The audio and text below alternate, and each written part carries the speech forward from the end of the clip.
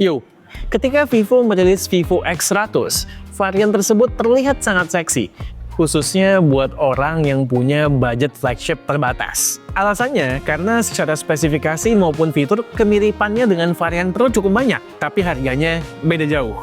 Nah kini, di X200 beda speknya lebih jauh, namun selisih harganya masih sama. Oleh karena itu, gua ingin menelisik seberapa seksi Vivo X200. Let's go!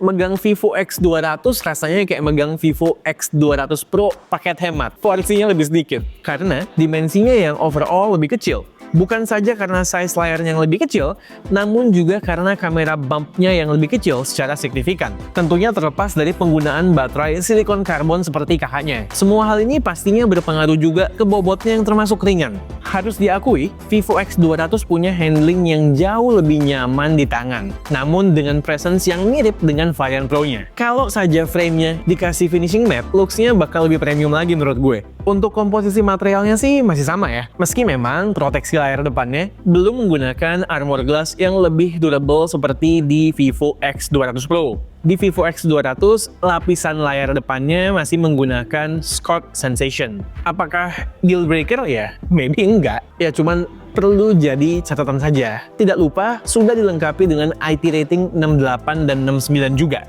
Balik ke depan ya, terlepas lagi-lagi ada beberapa perbedaan spek layar dibandingkan dengan varian Pro-nya, seperti in-display fingerprint sensor yang masih optical di X200 versus ultrasonic di X200 Pro, sampai dengan panel OLED yang belum LTPO di X200. Sebenarnya rasa basic berselancar dan menikmati konten di Vivo X200 ini ya masih sama kok nikmatnya dengan X200 Pro. Terutama karena micro quad curve-nya itu loh. Dan juga layarnya yang colorful sekaligus terang reliable buat dipakai di berbagai sikon. Cuman memang ketiadaan display LTPO di sini tidak bisa diabaikan begitu saja. Karena Vivo X200 Pro yang layarnya udah LTPO aja dan ditandem dengan baterai 6000 mAh, sebenarnya ketahanan baterainya harus bisa lebih baik lagi. Apalagi kalau kita bandingkan dengan pemain lain yang berada di segmen yang sama, kayak Find X8 Pro misalnya. Nah, apalagi Vivo X200 yang baterainya 5800 mAh dan tidak ada dukungan layar LTPO. Di X200, SOT yang bisa gue dapetin kurang dari 7 jam dengan pola pemakaian standar Q2G. Ini di bawah X200 Pro. Dan surprisingly, SOT ini juga di bawah Oppo Find X8 yang kapasitas baterainya lebih rendah dari smartphone ini dan juga sama-sama tidak menggunakan panel LTPO. Buat kebutuhan gue ini nggak bisa dibilang jelek ya, ini fine aja baterainya, tahan seharian. Tapi lagi-lagi dengan kapasitas baterai sebesar ini, gue expect durabilitas baterainya bisa lebih. Sedangkan untuk charging speed dengan charger 90 watt, jelas lebih cepat dari X200 Pro. Secara kapasitas baterainya kan lebih kecil. Cuman memang sayangnya tidak ada fitur wireless charging seperti di kakaknya. Atau bahkan seperti Xiaomi 14 atau Oppo Find X8 yang berada di segmen yang mirip. SoC Dimensity 9400 di X200 punya karakter yang mirip dengan Vivo X200 Pro. Di 3D Mark, range temperatur dan frame rate-nya mirip. Cuman emang stabilisasinya di 3D Mark ini enggak sebaik X200 Pro yang hampir 70%. Di sini sedikit di bawah 60%. Tebakan gue possibly karena cooling system yang lebih baik di varian yang Pro-nya. Sedangkan untuk skor Antutunya mirip. Mayoritas experience atau pemakaian sehari-hari gue di X200 ini adalah buat ya kegiatan sehari-hari dan juga foto-foto atau video-video dengan kameranya. So far smooth sih, enggak ada lag dimanapun. Kalau dipakai intensif kamera, iya suhu naik, cuman di tangan nggak ganggu. Toh sehari-hari kalau lagi nggak syuting kayak begini kan, gue pakein casing juga. Concern gue di area pemakaian sehari-hari dengan smartphone ini cuman ada dua aja. Pertama, Type-C-nya yang cuman versi 2.0 aja. Beberapa hari baru pakai device ini, file kamera gue udah 20 GB. Mau dipindahin ke laptop buat analisa kamera result, makan waktu yang lama. Kedua, storage-nya cuma ada satu opsi, 256 GB. Sehingga membuat ya gue harus strategize penggunaan kamera dan storage gue untuk penggunaan long term. 512 GB bakalan lebih kepake buat sebuah smartphone yang heavy on camera. Tapi ya gue paham lah, harganya bisa eskalasi naik lagi nanti. Buat software experience dengan Vantage OS 15 on top of Android 15, aku udah cerita tuh di video Vivo X200 Pro dan juga sedikit ngerempet beberapa fitur AI-nya. Biar nggak repetisi, tonton selengkapnya di video tersebut. Cuma ada yang mau gue tambahin nih, kalian nggak usah cemburu sama integrasi Gemini di S25 series ya. Karena beberapa hal yang serupa bisa kok kalian lakukan di X200. Seperti circle to search, nanya lagu apa yang lagi muter, nanya summary video YouTube, atau nanya resep dengan ingredients yang tersedia. Bisa, gue udah tes, dan itu bukan fitur eksklusif Samsung ya. Nah, untuk jaminan software update-nya sama, kayak Vivo X200 Pro. Nah, ini yang pasti ditunggu-tunggu. Kamera. Kamera dari Vivo X200 dan X200 Pro, kesamaannya hanya ada pada lensa selfie dan juga ultra wide. Sedangkan untuk main kameranya bahkan di X200 ini lebih kecil sensor size-nya daripada yang ada di Vivo X100. Terus buat lensa tele-nya, ini nggak menggunakan yang 200 megapiksel kayak di 200 Pro. Bahkan resolusinya untuk lensa tele-nya ini juga lebih kecil daripada yang ada di Vivo X100. Intinya sih, kali ini gap spesifikasi kamera antara varian yang biasa dan yang Pro itu ya agak jauh. Kalau memang kamera adalah prioritas kalian, mungkin ada beberapa hal yang harus kalian pertimbangkan dulu deh.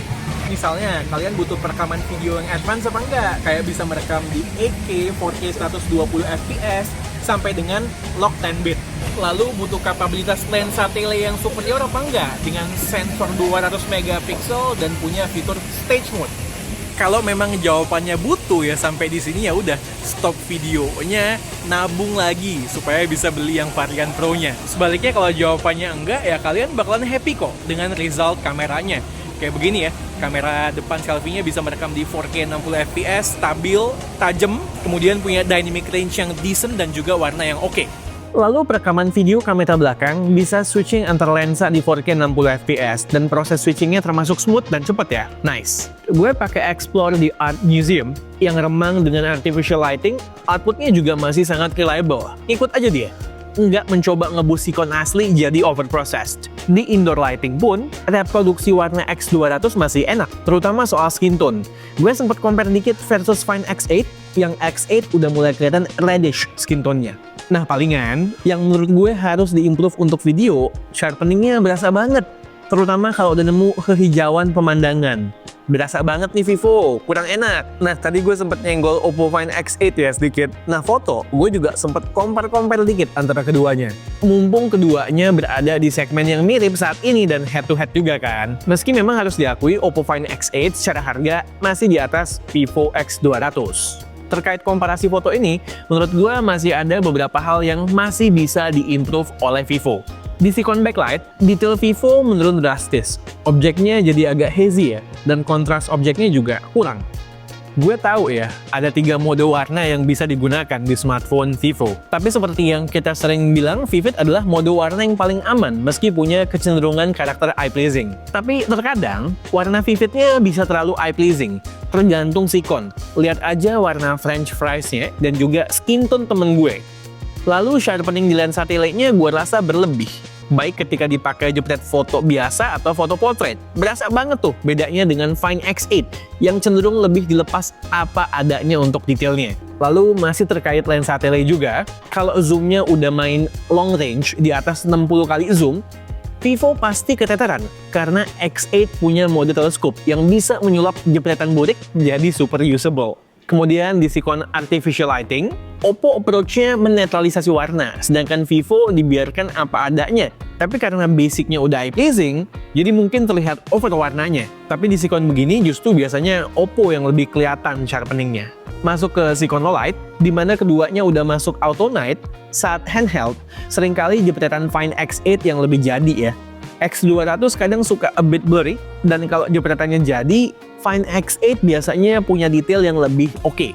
Sedangkan untuk foto selfie, gue prefer jepretan Vivo X200 yang lebih eye-pleasing dan juga less sharpening. Ya itu aja sih yang menjadi catatan gue ketika mengcompare keduanya. Mungkin di beberapa area Vivo struggle karena nggak punya imaging chip dedicated V3 Plus seperti yang ada di Vivo X200 Pro. Di X200 masih sekedar V2 chip yang mungkin masih kalah advance. Dan kalau seandainya ada hal-hal yang bisa di-improve melalui software update, gue berharap bisa segera di-improve ya.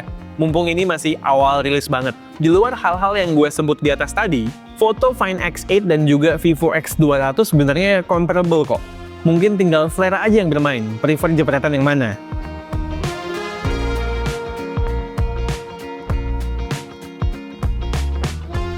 Sejujurnya, gue lebih enjoy menjepret foto dengan Vivo X200. Terutama karena mode Humanistic Strip Snap Camera mode-nya yang bisa menghasilkan jepretan artistik, yang bisa diajak bercerita.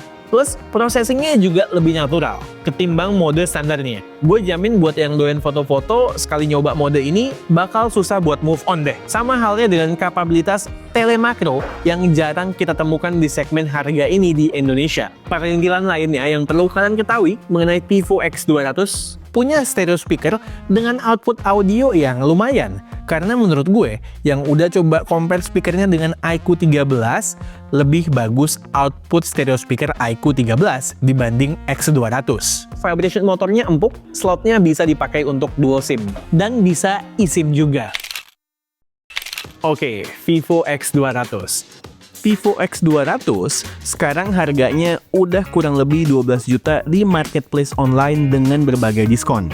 Dengan harga segini, ia masih tetap seksi untuk ukuran flagship tipe reguler. Menarik lah untuk dilirik smartphone yang satu ini. Nah, sebenarnya yang berpotensi bisa lebih seksi dari X200 adalah X200 Pro Mini. Cuman so far, baru available di China, dan infonya coming soon ke India. Ya, mudah-mudahan aja. Melihat animo di Indonesia, semoga Indonesia dipertimbangkan juga untuk mendapatkan Vivo X200 Pro Mini. Oke, sekian aja video dari gue kali ini. Gue Satish and this is K2G. Tunggu racun-racun kami yang berikutnya. Bye guys.